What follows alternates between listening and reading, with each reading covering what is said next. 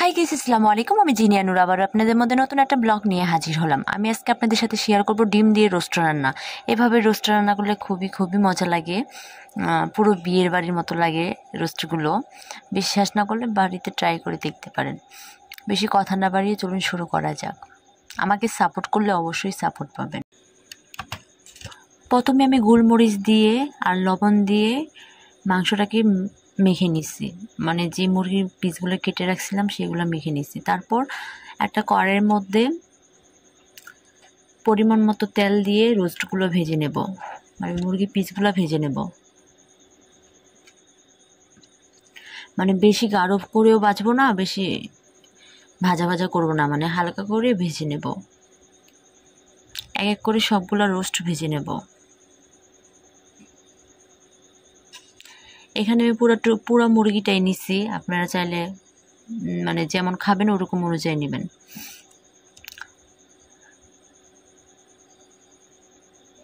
তারপর এটা নাড়াচাড়া করে উল্টে দেব, একটা একটা করে উল্টে দেব, দিয়ে কিছুক্ষণ ভেজে নেব।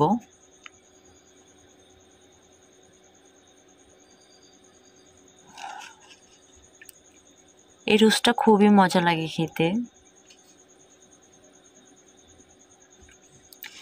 একটা একটা করে ভেজে তুলে নেব।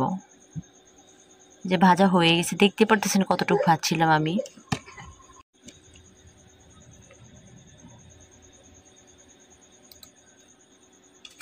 রোস্টগুলো ভেজে তুলে নিছি। তারপরে আমি সেই তেলের মধ্যেই পেঁয়াজ বাটা দিয়ে একটু নাড়াচাড়া করে দেব।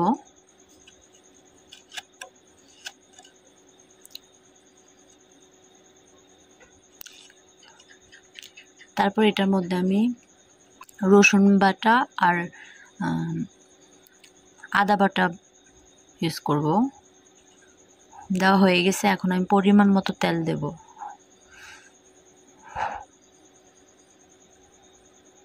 তেল দিয়ে একটু ভাজা ভাজা করে নিয়ে সব মশলা এখানে অ্যাড করব। দেখতে পারতেছেন তেল দিচ্ছি। একটু ভাজা ভাজা করে এটার মধ্যে আমি হলুদ মরিচ যা যা লাগবে সবগুলাই দিব। ও সরি, এখানে তো হলুদের গুঁড়া দেওয়া যাবে না। এখানে আমি কয়েকটা মরিচ মানে মাঝখান দিয়ে কেটে দিছিলাম। তারপর পরিমাণ আপনারা কয়েকটা মরিচ এভাবে ফাটাই দিবেন। তারপর স্বাদ মতো লবণ দিয়ে নিচ্ছি।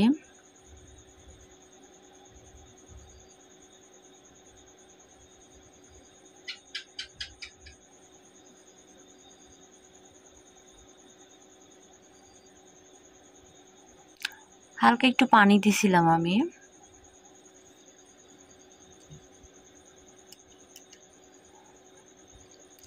তারপরে জিরার গুঁড়া,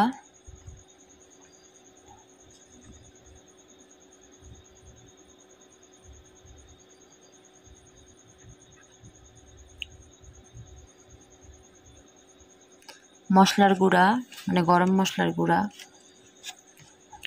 এখানে কালো এলাচ, সাদা এলাচ, দারচিনি, তারপর গোলমরিচ, মানে অনেক জাতের মশলা দিয়ে এটা গরম মশলাটা দেওয়া হয়েছে। জিরার গুঁড়া দিচ্ছি আর গরম মশলার গুঁড়া দিচ্ছি, দিয়ে একটু নাড়াচাড়া করে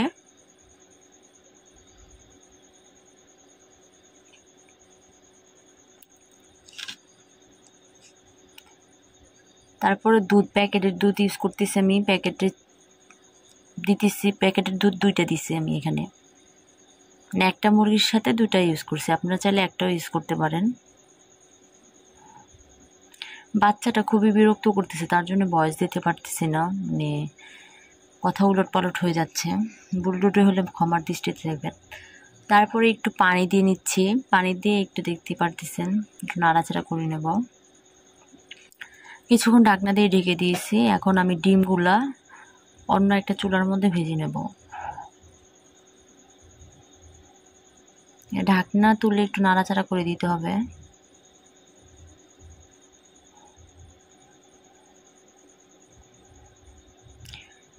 আর কড়াইয়ের মধ্যে আমি তেল দিয়ে ডিমগুলো ভেজে নিচ্ছি। অনেকে মনে করেন যে ডিমের রোস্ট করব, আবার মুরগির রোস্ট করব। মেহমান আসলে না দুইটা করতে গেলে খুবই ঝামেলা হয়ে যায়, এভাবে একসাথে করতে পারেন, কোনো ঝামেলা হবে না। তারপর আমি এটার মধ্যে লেবুর রস অ্যাড করতেছি। লেবুর রসটা দিলে খুবই খুবই ভালো হয়। আর আপনার যদি না মানে ইচ্ছা না করে তাহলে দিতে হবে না, কিন্তু লেবুর রসটা দিলে খুবই ভালো হয়। তারপর ডিমগুলো আমি হালকা করে ভেজে নেব, বেশি বেশি গাঢ় করে ভাজা যাবে না।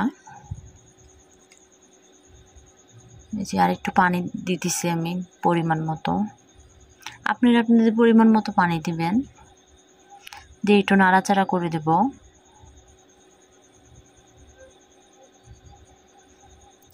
আজকে অনেক কিছুই রান্না করছি, আমাদের বাড়িতে শিল্পী শিমুল হোসেন আসছিল,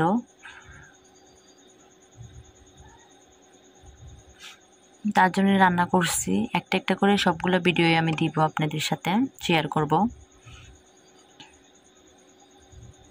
তারপর ডিমগুলো দিয়ে নিছি, ডিমগুলো দিয়ে দেখেন সামনে থেকে অনেক অনেক সুন্দর দেখা যাচ্ছে। মোবাইল স্ক্রিনে এতটা ভালো ওঠে না, কিন্তু সামনে থেকে খুবই সুন্দর লাগতেছে। আর এটা খেতে যে কি মজা হয়েছিল জানেন না, বাসায় ট্রাই না করলে বুঝতে পারবেন না। যদি আমার ভিডিওটা ভালো লাগে অবশ্যই আমার চ্যানেলটাকে সাবস্ক্রাইব করবেন, পাশে থাকবেন, সাপোর্ট করলে অবশ্যই সাপোর্ট পাবেন। আপনার মতামতটা কমেন্টে জানাবেন। ভালো থাকবেন, সুস্থ থাকবেন। যদি কোনো ভুল ত্রুটি করে থাকি ভিডিওর মধ্যে অবশ্যই ক্ষমার দৃষ্টিতে দেখবেন। আল্লাহ হাফিজ।